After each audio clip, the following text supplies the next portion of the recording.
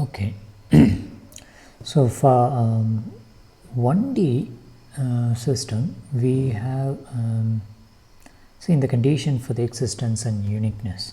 Okay, now we are going to discuss what if that system is not 1D anymore, but higher dimension. So for this function, how can I make sure that the solution exists and that existing solution is unique? Okay, so that's what we are going to discuss in this video, and the condition is the following. So this is given at some initial condition.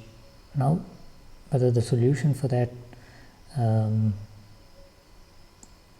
system and that condition is unique or not. Okay, so in order to make sure that it's unique, what we have to do is we have to take a partial derivative, okay, of each f with respect to each state variables. Okay, and all these partial derivatives, which is a function, and that should be a continuous function, or in other words, all the functions f has to be continuously differentiable. Okay, so that's the existence and uniqueness theorem. Maybe we could use this theorem and verify the previous example which we have discussed, whether the solution has an existence and uniqueness at all the initial conditions. Okay, that's very important, because some system may have for some initial conditions the solution exists, and some other it may not. Okay, so this condition has to be satisfied at each and every initial condition. Okay, so the consequence of this existence and uniqueness theorem is the following. Okay,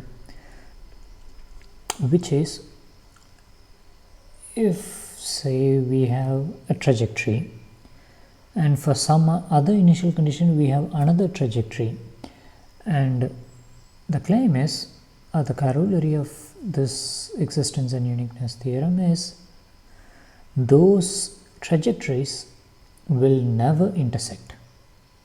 Okay, so why? Let's see. Let's say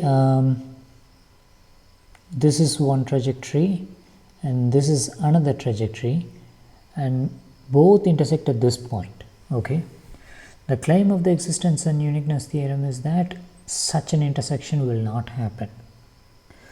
What if it happens? If it happens, then let's say this intersecting point is the initial condition. Okay, so if that point is an initial condition, then what is the fate of the system? Whether it will go along this trajectory or this trajectory. Okay, now it has two solutions for the same initial condition, which violates the uniqueness property, and therefore such an intersection is not possible. Okay,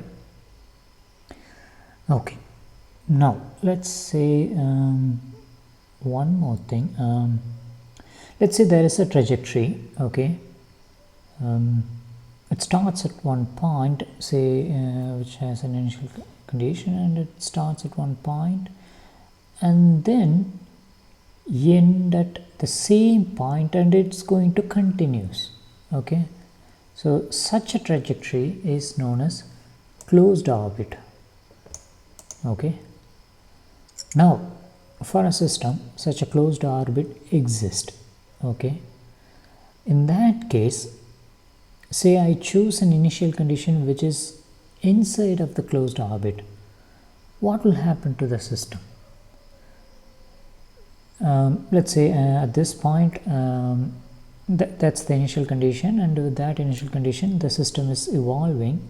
Okay, it's evolving like this, but it will not stop, and it's going to continuously move. Okay, but it cannot come out of this region, because if it comes out of this region, then it's violating the uniqueness property, because it's intersecting. It cannot come out without intersecting, right? So what could happen? So that's the question. Okay, there is a possibility that there will be a fixed point. Okay, and this trajectory will move all around, and finally it will approach that fixed point.